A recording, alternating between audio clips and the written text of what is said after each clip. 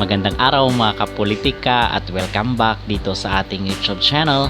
Sa vlog na ito ay ating pag-uusapan ano na nga ba ang mga susunod na plano ni Atisa Manalo dito matapos na malaglag siya sa top 5 sa Miss Cosmo International. Ating pag-uusapan itong nagsalita na kasi itong CEO ng Miss Cosmo na si Bawang at yung naging resulta kumakalat ngayon pinag-uusapan online itong resulta daw at yung mga puntos na nakuha ni Atisa Manalo doon sa mga judges. Pero bago ang lahat ay huwag kalimutang mag-like at mag-subscribe muna kayo dito sa ating YouTube channel para updated kayo sa ating mga latest issue. So heto na nga mga kapolitika ang mga pinag-uusapan ngayon online itong meron kasing balita ngayon na kung saan ay tatakbo daw na counselor itong si Atisa Manalo kasi ang sabi niya nga doon sa mga previous niya na interview ay itong Miss Cosmo na daw ang last na beauty pageant na kanyang sasalihan. So in other words ay baka hindi na siya sasali sa anumang mga beauty pageant kasi ang sinasabi niya doon dito sa isang post na binalita ay sasali na sa politika itong si Atisa Manalo. And in fact yung kanyang tina-target dito is maging counselor dito sa Candelaria kasi nga taga Quezon itong si Atisa. So ang kanyang target or ang kanyang goal is manalo bilang counselor dito sa kanilang munisipyo. So aside from that, so maganda naman itong naging plano ni Atisa kasi as far as I know is maganda rin naman yung kanyang mga advocacy. Even nga dito sa kanyang personal na negosyo ay nakapag-employ siya ng mga tao. Okay, so siguro ang pagsali ni Atisa dito sa politika ay para mapalawak pa yung kanyang pagserbisyo sa publiko or sa so wala tayong problema doon kasi maganda naman ang hangarin ni Atisa Manalo na makapagserbisyo dito sa mga tao. So agree tayo kung siya ay sasali dito sa politika. Now on top of that is atin yung palang pag-uusapan kasi in-unfollow na ni Michelle Marquez D at ni Atisa Manalo itong mga social media platform ng Miss Cosmo. Kasi parang nalulungkot rin itong si Michelle Marquez D kasi parang nakarelate siya doon matapos ito ay malaglag rin sa top 5 sa Miss Universe. Kasi nga inaakala rin ni Michelle na makapasok itong si Atisa sa top 5 but unfortunately is nalaglag po siya dahil nga dito sa mga kumakalat na mga resulta or mga puntos na na-earned ni Atisa dito sa isa sa mga judges itong si Nguyen kasi doon pa lang before nga nag-start yung coronation night ay sinasabi na nga doon na itong si Nguyen daw mga kapolitika ang may tinik dito sa pangarap or sa kapalaran ni Atisa Manalo.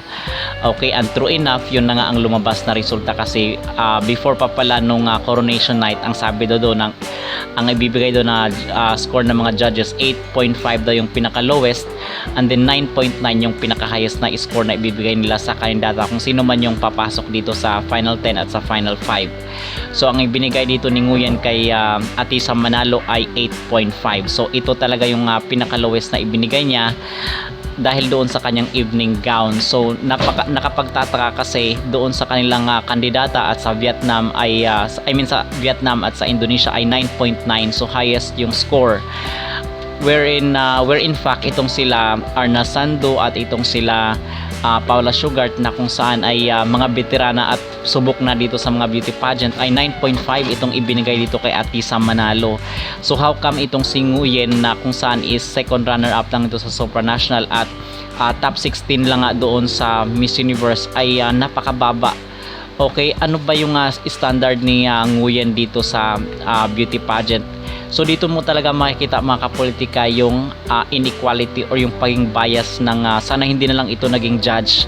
Okay, ito nga yung mga sinasabi ng mga netizen na talagang unfair daw itong ibinigay na score dito kasi alam ni Nguyen mga kapolitika na matataas na score yung ibibigay ng mga judges. So sa kanya talagang para mahila pa baba ay yung pinaka lowest na score yung ibinigay niya dito sa ating pambato. Okay, so yun po yun. But on the other hand naman is ang sinabi dito ni Atisa Manalo parang sobrang bilis niya nga makamove on mga kapolitika kasi ang sabi niya doon sa kanyang social media ay i-celebrate na lang doon natin yung pagkapanalo nitong si Miss Indonesia. Okay, so ang sinabi niya doon ay hindi lahat daw ng gusto natin sa lahat ng pagkakataon ay nakukuha natin, which is true enough na dapat ang mag-move on ng mga Pinoy at dito nga kay Atisa Manalo ay dapat lesson learned na rin itong nangyari sa kanya na sa susunod susunod ay kung maaari ay wag na tayong magpadala dito sa mga beauty pageant na kung saan ay sila ang nagluluto-luto ng mga ipapanalo. Okay, dapat ay maging aral na po itong nangyari to kay Atisa Manalo. So mga kapolitika, nagsalita na rin po pala itong si Bawang, itong CEO ng Miss Cosmo International dito sa kanyang naging interview, at panonoorin po natin ang video mga kapolitika. We have the first ever Miss Cosmo and first ever runner-up of Miss Cosmo, which is not only beautiful, confident, inspiring, but the one who eager to take action to the community. And I think that not only the Miss Cosmo organization, now we have the Miss Cosmo family with Tatai and Nook. And I think that the way that we will continue our journey, we are not alone. We having the support of not only our resource internally, the support of people and audience all over the world. And I think with what we have in the action plan of the winner and runner-up, we will show the world what Miss Cosmo can contribute and to create real impact to the society. Atisa, thank you for making us proud. Yeah. You did so well. Picture 1, 2, 3.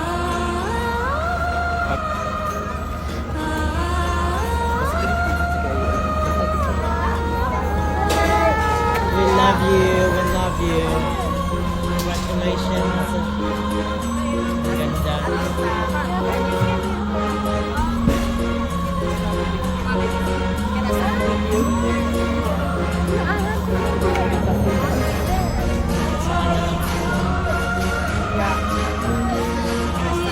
Em trả lấy cho kiểu này chị một quả để chị xuống không đấy.